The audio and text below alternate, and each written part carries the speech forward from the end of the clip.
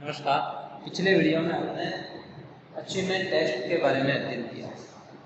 अब हम इस वीडियो में अध्ययन करेंगे परीक्षण निर्माण की कसौटियाँ, यानी जो अध्यापक द्वारा जो निर्मित किए जाते हैं टेस्ट, उसके लिए और जो क्रमांकित परीक्षण होते हैं उनमें भी किन बातों का ध्यान रखना आवश्यक होता है, किन किन कसौटियों पर वो खरा उतरना आवश्यक होता है टेस्ट, तभी वो एक अच्छा टेस्ट माना जाता है। और इसके लिए परीक्षण निर्माण में सुधार लाने के लिए अध्यापक को एक अच्छे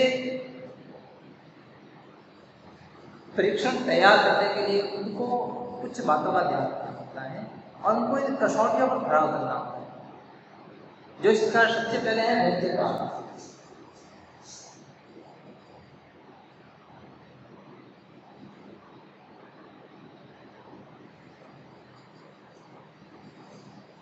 वैलिडिटी,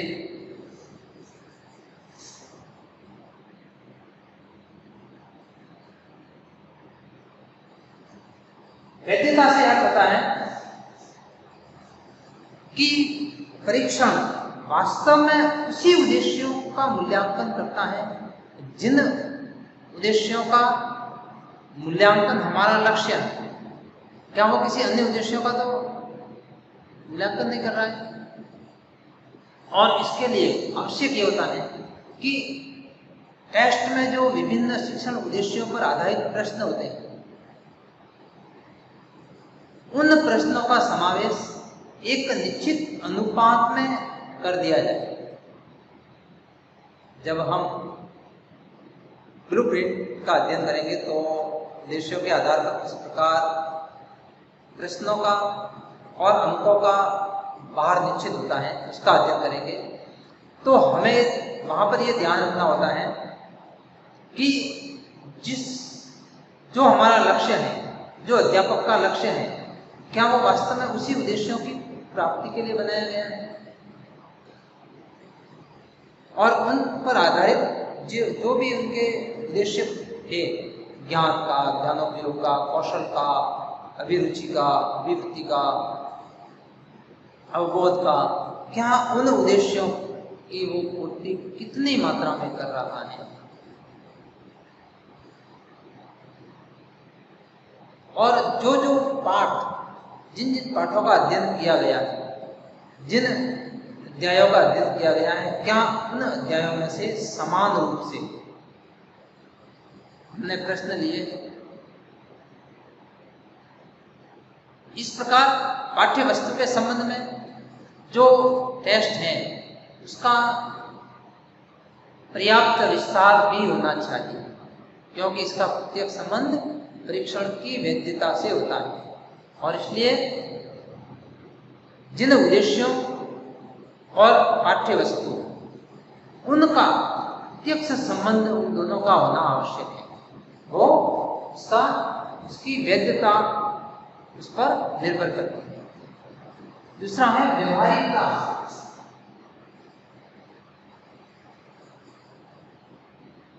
प्रैक्टिकलिटी,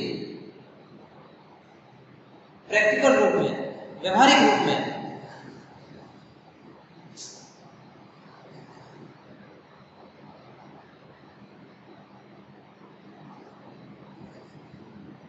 प्रैक्टिकलिटी यानी जो व्यवहारिक रूप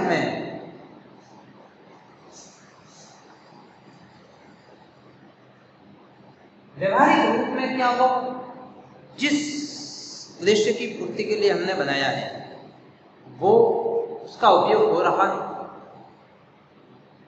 और इसका सीधा संबंध परीक्षा संचालन, उसकी अंक देने की विधि और उसकी व्याख्या से जुड़ा हुआ होता है। यानी किस प्रकार से अंक दिए जा रहे हैं, किस प्रकार से परीक्षा का संचालन हो रहा है और उसकी व्याख्या किस प्रकार की जा रही है, उस पर आधारित होता है। तीसरा है वस्तुनिष्ठता।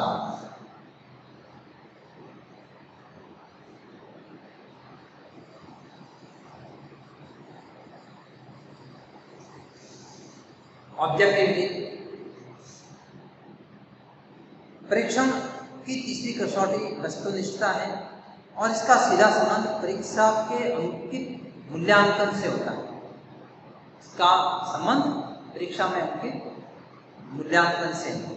अंकित मूल्यांकन में जितनी अधिक वस्तुनिष्ठता होगी उतना ही अधिक विश्वसनीय होगा। जैसे मान लीजिए हमने एक रामायण का कोई पाठ है, टॉपिक है, उसका अध्ययन किया और फिर हमने पूछा प्रश्न कि राम के पिता का क्या नाम है। अब वो परीक्षा में राम के पिता ऐसे मतलब प्रश्न पूरा होना चाहिए, रामायण के नायक राम के पिता का क्या नाम है। हाँ, प्रश्न पूरा होना चाहिए, तभी उसमें वस्तुनिष्ठता। नहीं तो राम तो किसी और राम के पिता का नाम नहीं। वस्तुनिष्ठता उसमें हमारे राज्यपाल का क्या नाम है, राजस्थान के राज्यपाल का क्या नाम है, उत्तर प्रदेश के राज्यपाल का क्या नाम है, हमारे राज्य वो तो यूपी में जाएगा तो चेंज हो जाएगा। इसलिए वस्तुनिष्ठता आवश्यक। इसके लिए आवश्यक है कि परीक्षण में जो प्रश्नों की भाषा है वो और उसका जो कथन है वो स्पष्ट हो, उसका अर्थ संदिग्ध नहीं हो, उसका अर्थ संदिग्ध नहीं होना चाहिए। और इसके साथ ही प्रश्न की भाषा में उसके उत्तर का विस्तार भी स्पष्ट होना चाहिए। यदि उसमें यदि अलग अलग जांचकर्ता उनको कॉपियों को चेक करे, उस टेस्ट को चेक करे, तो प्राप्तांक में कोई विशेष अंतर नहीं आना चाहिए, वो उसकी वस्तुनिष्ठता पर निर्भर होती है। चौथा होता है विश्वसनीयता।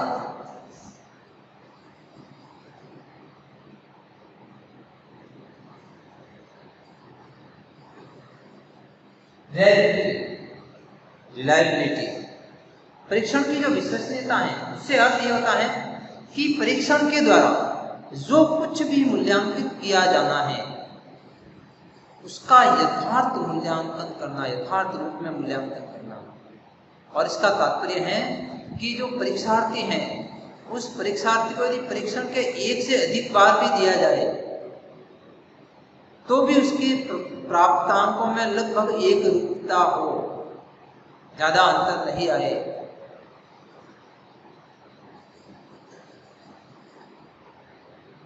ज्यादा अंतर नहीं आए, वो विश्वसनीय कहलाता है।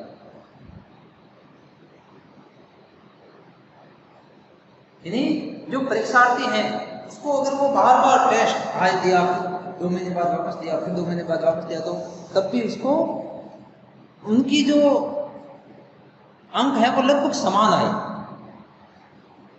पांचवा है विभेदकारी, डिस्क्रिमिनेटिव, विभेदकारी।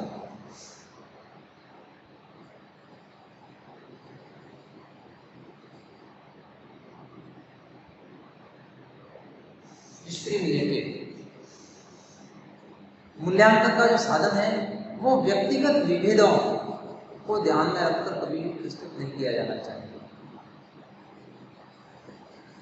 यानी मूल्यांकन के लिए तैयार किए जाने वाले साधन में सभी प्रकार के विद्यार्थियों के स्तरानुकूल होने चाहिए। उस टेस्ट में कुछ ऐसे प्रश्न भी हो जो कि कुछ आईक्यू वाले जो विद्यार्थी हैं वो करें, कुछ प्रश्न मीडियम वालों के लिए होने चाहिए, कुछ प्रश्न लो वालों के लिए भी होने चाहिए। हर प्रकार के प्रश्न होने चाहिए। और इसमें मंद बुद्धि, प्रखर बुद्धि वाले छात्रों के मूल्यांकन की समान व्यवस्था होनी चाहिए, तभी वो विभेदकारी कहलाएगा। फिर प्रश्न पत्र की लंबाई कितना है,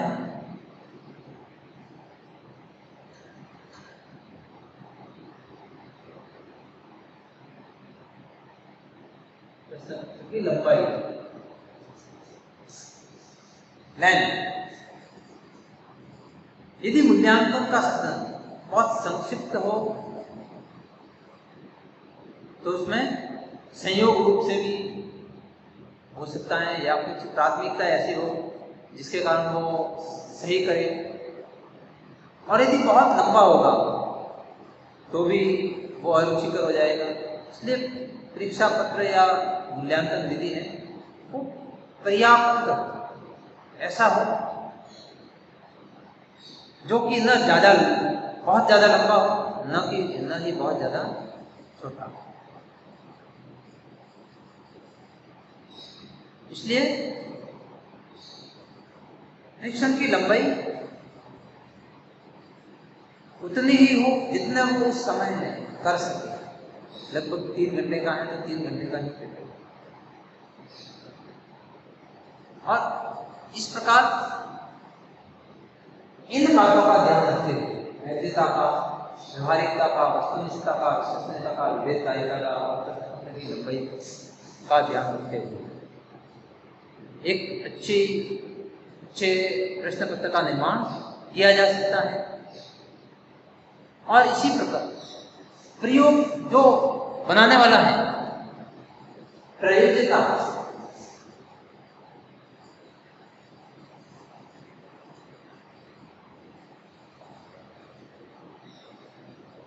है, उनको भी, उनमें भी कुछ अच्छे मूल्यांकन के जो प्रायोज्यता है उनमें कुछ गुण होने चाहिए। मूल्यांकन आसानी से किया जा सके, जैसे प्रायोगिक परीक्षण की तुलना में लिखित परीक्षण करना अधिक आसान होता है। समय का ध्यान रखा जाना चाहिए, स्थिति का ध्यान रखना जाना चाहिए, रचना, परीक्षण आदि की दृष्टि से लिखित मूल्यांकन प्रायोज्य सही होते हैं। और मूल्यांकन प्रक्रिया कम से कम खर्च में किस प्रकार हो वो भी ध्यान रखा जाना चाहिए। परिणाम ज्ञात करने में सुगमता किस प्रकार हो, मूल्यांकन पत्र की रचना आकर्षक हो और मूल्यांकन के मानक सार्थक हो, इस प्रकार को प्रायोज्य किया जाना चाहिए। जैसे मूल्यांकन आसानी से करने के लिए मूल्यांकन लिखित रूप में हो,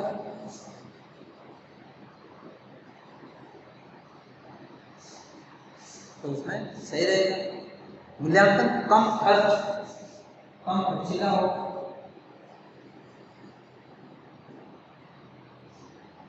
इसी प्रकार मूल्यांकन परिणाम ज्ञात करने में सुगमता हो, परिणाम की सुगमता, और इसी के साथ साथ मूल्यांकन के मानक सार्थक हो।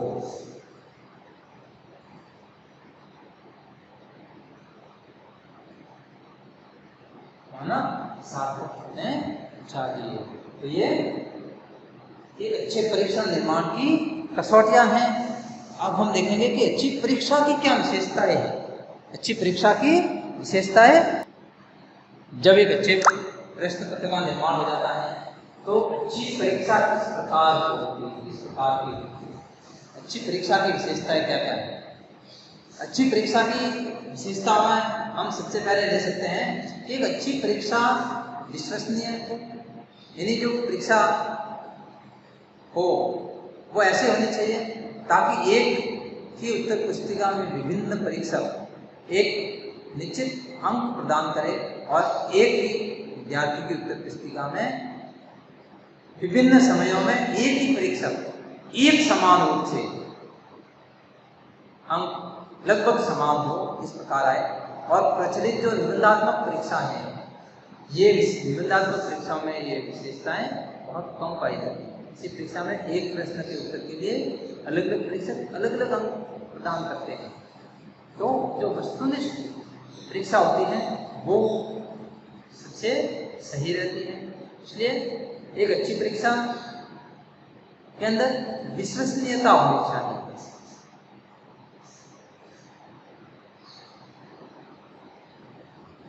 परीक्षा में विश्वसनीयता हो,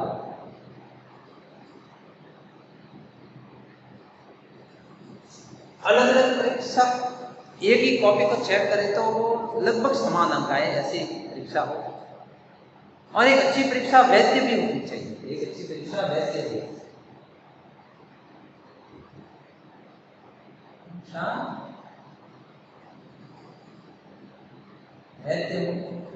अच्छी परीक्षा वो होती है जो भी वैध होती है, वैलिड होती है, उसमें शुद्धता और सफलता के साथ उसकी योग्यता और उसी उद्देश्य का मापन करें जिस उद्देश्य के लिए वो परीक्षा बनाई और उसके लिए उसे बनाया गया है, उसी उद्देश्य का वो मापन करती हो। और परीक्षा पत्र को विद्यार्थियों के पाठ्यक्रम पर ही आधारित होना चाहिए, पाठ्यक्रम से बाहर के कोई प्रश्न उसमें नहीं होने चाहिए। और निबंधात्मक प्रश्नों के वैधता का उसमें अभाव होता है। जो निबंधात्मक प्रश्न होते हैं उसमें वैधता का अभाव होता है। प्रश्न के उत्तर इतने लंबे होते हैं कि हमें ज्ञात भी नहीं रहता कि वो कौन से उद्देश्य का मापन करते हैं।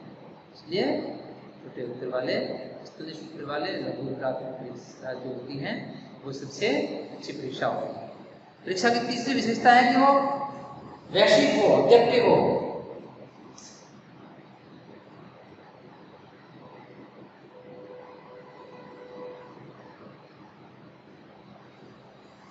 वस्तुनिष्ठ, यहाँ ऑब्जेक्टिव कहते हैं वैश्विक हो, यानी किसी प्रश्न के उत्तर के लिए उस विषय के ढंग से अंक प्रदान किए जाने चाहिए। प्रश्नों का निर्माण वैश्विक ढंग से होना चाहिए और एक प्रश्न के एक से अधिक उत्तर नहीं होने चाहिए। निबंधात्मक प्रश्नों में ये भी विशेषता नहीं पाई जाती है, ये भी शॉर्ट आंसर होते हैं उसमें पाए जाते हैं। और प्रचलित जो निबंधात्मक प्रश्न है वो बहुत इतने लंबे होते हैं कि उसमें अलग अलग उत्तर भी लिख दिए जाते हैं और एक प्रश्न का अनेक प्रकार से उत्तर भी दिया जा सकता है।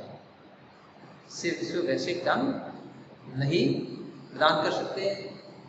परीक्षा वैश्विक होनी चाहिए और एक परीक्षा व्यापक भी होनी चाहिए। परीक्षा व्यापक होनी चाहिए।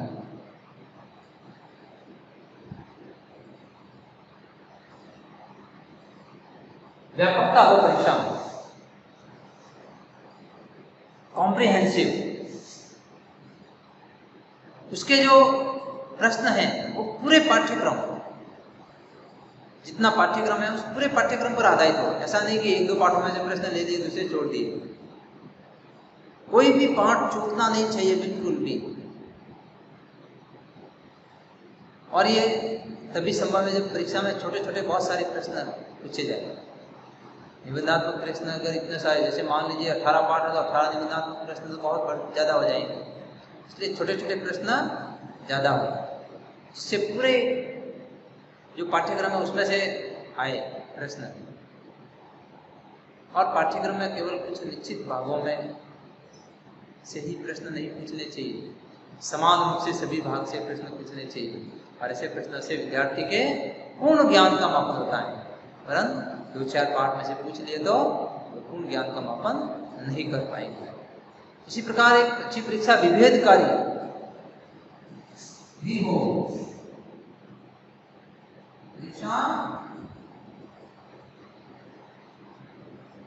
विभेदकारी हो, विभेद नहीं करे किसी में, डिस्क्रिमिनेटिव हो परीक्षा। यानी एक अच्छे और कमजोर विद्यार्थी में विभेद करने में समर्थ होना चाहिए। निबंधात्मक परीक्षा में इस विशेषता का अभाव होता है। कुछ विद्यार्थी अनुमान लगाकर कुछ निश्चित बातें पढ़ लेते हैं और वो लिख लेते हैं।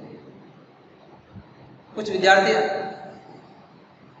जो अच्छे विद्यार्थी हैं वो पूरे पाठ्यक्रम को समझ बूझ कर अभ्यास करते हैं और ऐसी परीक्षा में वो अनुत्तीर्ण हो जाते हैं।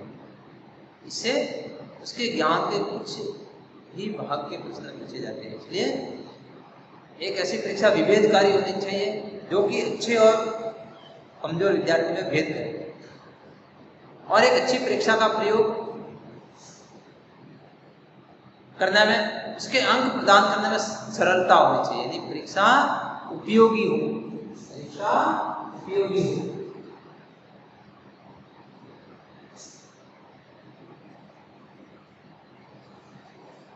यूजफुल हो पुरुषार्थ। निबंधात्मक परीक्षाओं प्रश्नों को हल करने में विद्यार्थी को अधिक लिखने की आवश्यकता होती है और समय भी अधिक लिखना है। इससे अंक प्रदान करना भी एक कठिन काम होता है। इसलिए ऐसी परीक्षा हो जिसमें बहुत सारे ऑब्जेक्टिव टाइप प्रश्न, छोटे प्रश्न हो, तो वो परीक्षा अच्छी मानी जाती है। और परीक्षा को शिक्षा का उद्देश्य न मानकर केवल साधक माना जाना चाहिए। परीक्षा को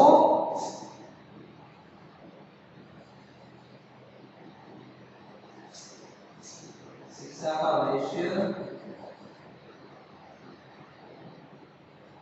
नहीं मानकर केवल साधक माना जाना चाहिए।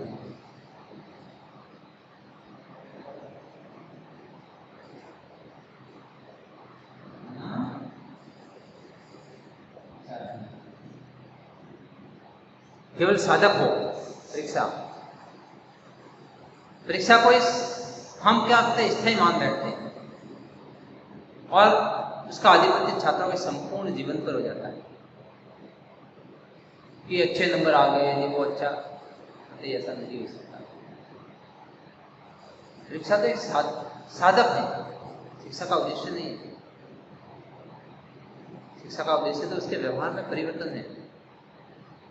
जब वो अपने जीवन में उस ज्ञान का उपयोग करेगा तब वो परीक्षा का उद्देश्य होगा, तो ये साधक है। और इस कारण शिक्षा को केवल दासी के रूप में स्वीकार किया गया है, ऐसा नहीं। शिक्षा को संपूर्ण जीवन में उतारना चाहिए। इसलिए शिक्षा केवल शिक्षा क्या मानना चाहिए, केवल और केवल साधक मानना चाहिए। इस प्रकार ये अच्छी शिक्षा की विशेषताएं थी। आज के लिए इतना ही। थैंक यू, धन्यवाद।